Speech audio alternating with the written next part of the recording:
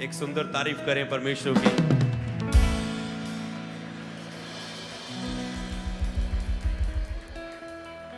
Hallelujah. Okay, सीधा हम वचन की ओर चलते हैं।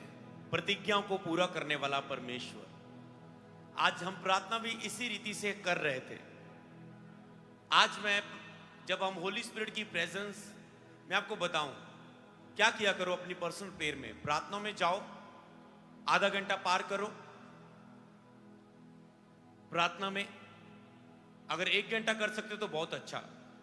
सबसे पहले शरीर का बाहरी हिस्सा होता है, क्योंकि प्रतिज्ञा को कहां घोषणा करना है, किस रीति से घोषणा करना है मैं आपको बताता हूं। क्योंकि आज जो मैंने घोषणा की है, आपने अपने मुंह से घोषणा की, आप गवाही के साथ खड़े होने वाले बहुत से लोग। हालेलुया। प्रार्थना में जब 3 हिस्से हैं, जैसे बाहरी हिस्सा, पवित्र स्थान, महापवित्र स्थान, शरीर, प्राण, आत्मा, जैसे हमारे 3 हिस्से हैं, शरीर, प्राण, आत्मा। तो प्रार्थना में बाहरी हिस्सा शरीर, प्राण, आत्मा, बाहरी हिस्सा, और उसमें जिसमें आप संघर्ष करते हैं प्रार्थना में। उसके बाद आता है पवित्र स्थान, जिसमें आप शांत होते और विश्वास की प्रार्थना करना शुरू होते हैं। उसके बाद आता है महापवित्र स्थान, जिसमें आप प्रार्थना नहीं कर रहे होते, आप केवल रिसीव कर रहे होते हैं परमेश्वर से। हालेलुया। तो जिस तरह दाऊद ने कहा, मेरा मन तेरा प्यासा है। ओके, इस समय हम इस पे बात करेंगे, बाद में हम प्रतिज्ञा पर बात करते हैं। मेरा मन तेरा प्यासा है, मेरा शरीर तेरा अति अभिलाषी है, और मैं तुझे जतन से ढूंढूंगा। उसने 3 हिस्से की बात की। कहता मेरा मन तेरा प्यासा है, मेरी आत्मा है जो तेरी वो प्यासी है। बाहरी हिस्से में क्या होता है? संघर्ष होता है प्रार्थना में। वहां पर आपको क्या करनी है? प्यास रखनी है, मन को प्यासा करना है, प्यास रखनी है, तो ही आप शरीर बाहरी हिस्से में प्रार्थना में लड़के पवित्र स्थान में प्रवेश कर पाएंगे। मेरा मन तेरा प्यासा, मेरा शरीर तेरा अति अभिलाषी। प्रार्थना में आपका शरीर सबसे बड़ी रुकावट बनता है। आपका मन, आपका ध्यान, शरीर की अभिलाषाएं, सुस्ती, ध्यान भटकना, गंदे विचार, बुरे विचार, नकारात्मक सोच, दुखी होना, डरे होना, ये आपको प्रार्थना करने से रोकता है। चिंताएं, परेशानियां, हालात आपको मन में प्रार्थना करने से रोका। था मेरा शरीर तेरा अति अभिलाषी है।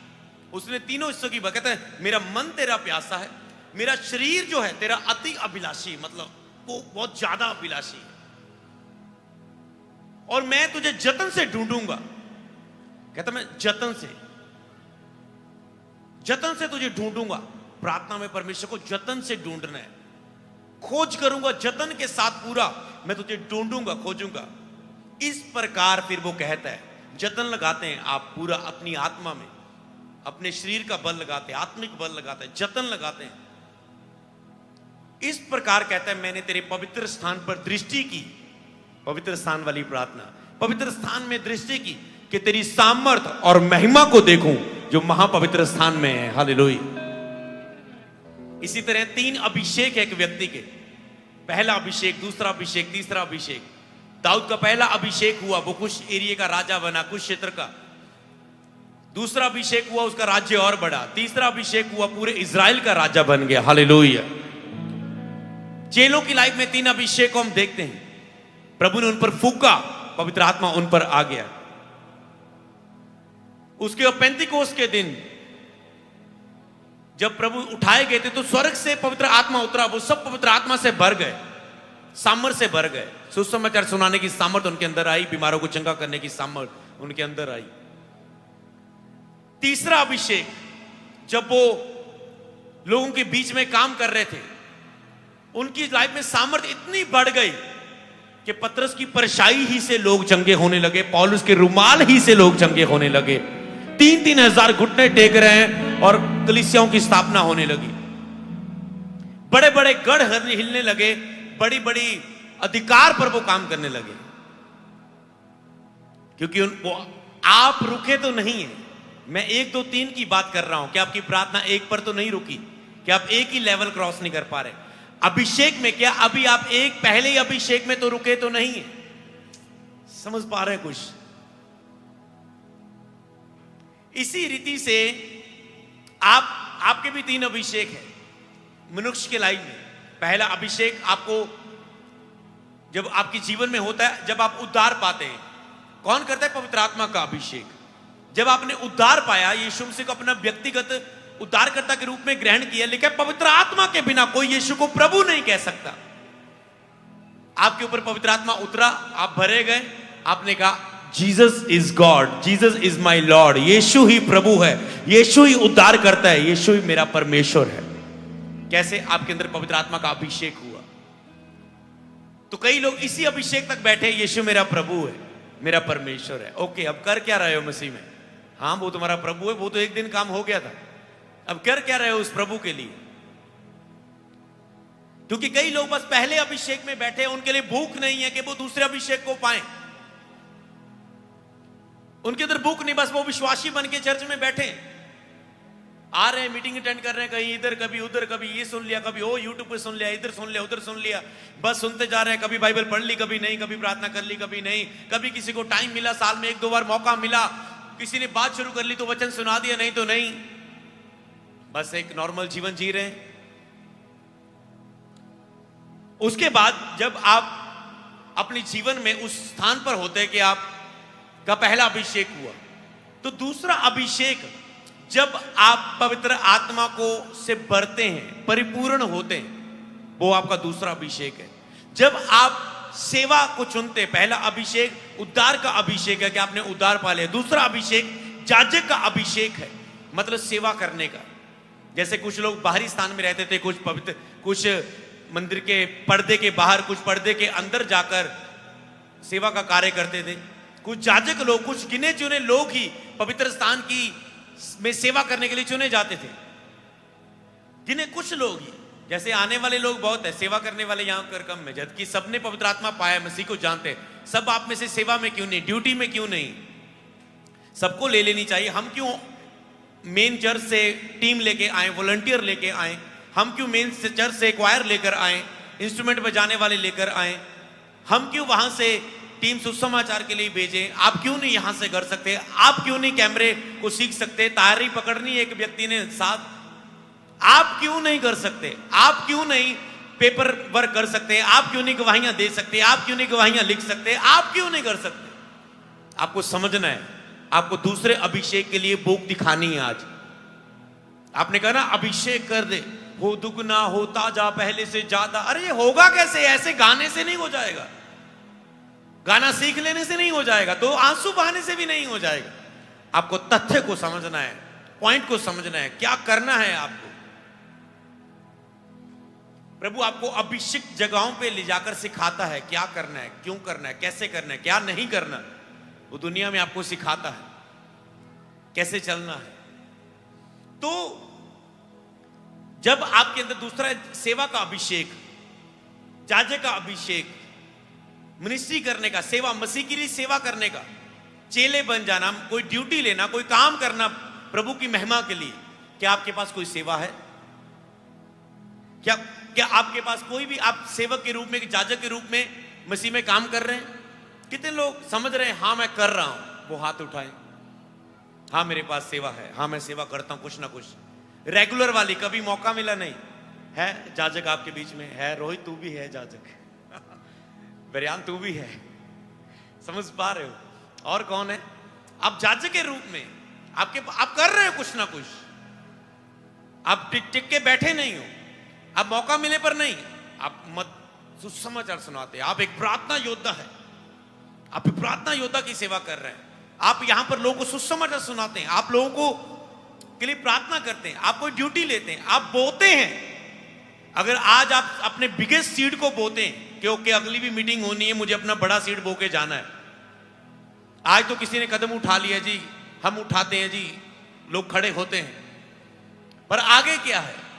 अगर आपको पता है यहां पर प्रभु का मसा है, परमेश्वर का अभिषेक है, लोग ब्लेस हो रहे हैं, वचन के द्वारा मजबूत किए जा रहे हैं, तो आप परमेश्वर के राज्य में क्या कर रहे हो? मैं कर रहा हूं, टीम कर रही है, गाने वाले गा रहे हैं, कैमरे वाले कैमरे चला रहे हैं, लाइव लोगों को दिखाया जा रहा है कि केवल आप ही ना सुने, हजारों लोग लाइव देख रहे हैं, फेसबुक में लाइव देख रहे हैं, यूट्यूब में देख रहे हैं, इंस्टाग्राम में लाइव देख रहे हैं। मतलब प्रचार हो रहा है, सब अपनी अपनी ड्यूटी कर रहे हैं, मीडिया टीम अपने काम को कर रही है, उनकी आशीष उनको मिलेगी, वो उनकी कॉलिंग है। सोचो मैं यहां प्रचार करता हूं, इसीलिए मैंने शुरुआत में मीडिया पर काम किया कि लोग, मैंने शुरू से मेरी थी कि जब अगर मैं प्रीच कर रहा हूं तो केवल मेरी चर्च के लोग ना सुने, हजारों लोग उसे सुन पाए। तो हमने बहुत जल्दी लाइव करना शुरू कर दिया था जब हमने सेवा शुरू की। हालेलुया। तो इसके लिए किसको खड़ा होना था? लोगों को खड़ा होना था। मीडिया का हेड लड़का कहता है परमेश्वर ने मुझे, उसने फॉरेन से आया था, चर्च में आए, बच्चे की आशीष मिली, 4 साल बाद प्रेयर हुई, बच्चे की आशीष मिल गई। ओके कहते हैं काम हो गया, अब धन्यवाद बहुत प्रभु का। अब कहते हैं ओके मैं फॉरेन वापस जाता हूं, मेरा कुछ पैसा भी है बाकी मालक के पास, वो भी लेना है, तो जाना चाहता हूं। तो जब उसने बताया, मैंने कहा नहीं, परमेश्वर ने तुझे जाजक के रूप में अपनी सेवा के लिए चुना है कि तो उसकी सेवा के लिए काम करे। कहते हैं हाँ मैं करूंगा, मैं वहां पर जाऊंगा, पैसा कमाऊंगा, चर्च में भेजूंगा, दशमांश बोऊंगा, बड़ा बीज बोऊंगा। मैंने कहा प्रभु तुझसे पैसा नहीं, बोने वाला गिफ्ट बहुतों के पास है, लोग चर्च में बो रहे हैं, पर सेवा करने वाले बहुत कम है। प्रभु तेरे हाथ की सेवा, तेरे टैलेंट को चाहता है यहां पर। उस समय चर्च में एक भी कैमरा नहीं था, फोन में लाइव करते थे, समझ पा रहे? उसने एक कैमरा पकड़ा, चलाया, एक कैमरा हम एक टाइम लिया, चलाना शुरू किया, एक लिया, फिर 2 हो गए, 3 हो गए, 4 हो गए, 5 हो गए, 6 हो गए, फिर यूट्यूब, इंस्टा, फेसबुक, आप देख रहे हैं लाखों लोग वहां पर जुड़ चुके हैं। अगर आप समर्पित नहीं करेंगे अपनी लाइफ को, कॉलिंग को नहीं समझोगे, कॉलिंग्स बहुत होती, पर तेरी कॉलिंग क्या है? आपकी कॉलिंग हो सकती है कि आपका वीजा लगे अमेरिका का, कनाडा का, यूके का, ऑस्ट्रेलिया का, न्यूजीलैंड का, और आप जाएं इटली में, और आप हो सकता है बोए, आप कहते हैं चंडीगढ़ मीटिंग तो मैं अकेला करा दिया करूंगा। अगर आपकी ऐसी कॉलिंग है, लिखा जिसको बोने का वरदान दिया गया, वो बोने के काम में लगा रहे। अगर आपको गिफ्ट के रूप में ये दिया है तो आप इसे कर सकते हैं। पर अगर प्रभु कहता है यहां तुझे काम करना है, अपने हाथ से काम करना है, सेवा करनी, जो टैलेंट तुझे बोलने का दिया है, गाने का दिया है, बजाने का दिया है, बुद्धि का दिया है, समझ का दिया है, तो तुम मैनेजमेंट में आओ कि मैं आत्मिक हूं, मैं बुद्धि से, समझ से वॉलंटियर के रूप में काम करूंगा, मैं बोने के रूप में काम करूं। मैं जो भी आप देख रहे हैं, अपने गुणों को पहचाने, अपने अंदर की हलचल को पहचाने, आप अपनी बौलाहट को पहचान जाएंगे। हालेलुया।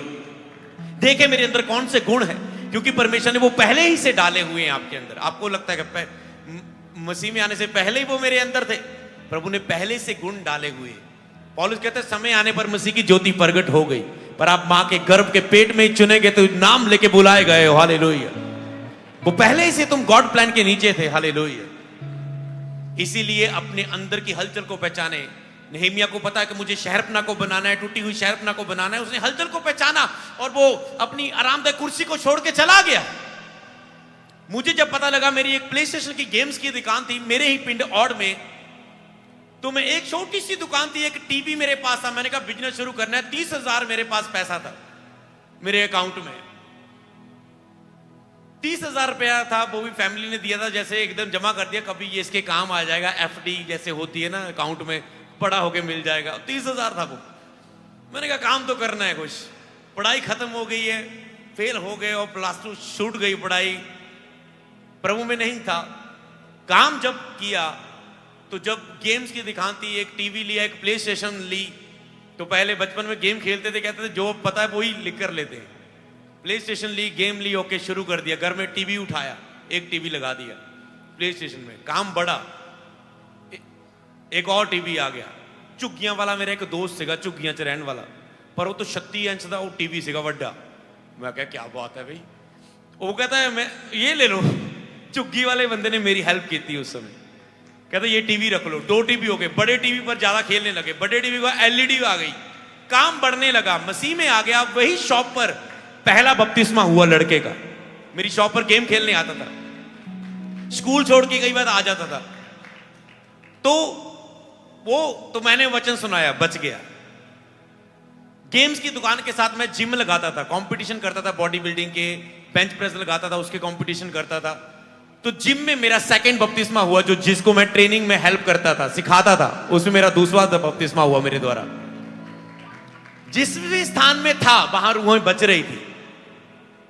फिर जब हर जगह प्रभु का काम होता गया, जब प्रभु मुझे यूज करता गया, बढ़ाता गया, तो एक दिन मेरा फैसला था, मैंने कहा सब लोग काम करेंगे प्रभु, तेरी सेवा कौन करेंगे। मेरे अंदर ये हलचल हुई, वही हलचल मेरी बुलाहट के लिए कदम था। हालेलुया। मैंने कहा सब लोग काम करेंगे, तेरी सेवा कौन करेगा। जब भी एक दुकान से मेरी 2 दुकानें हो चुकी थी, तेरी सेवा कौन करेगा, तेरी सेवा तो कौन करेगा। तो मैंने फैसला किया कि प्रभु मैं दुकानें छोड़ता हूं, मैं तेरी सेवा करूंगा। हालेलुया।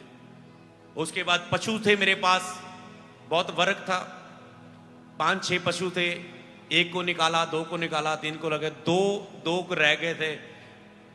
मैंने कहा नहीं प्रभु, दुष्ट आत्मा निकाल के आ रहे हैं, बीमारों को चंगा करके आ रहे हैं। मज कहती मैनू तू छोड़ना भी है ना 4-5 बजे।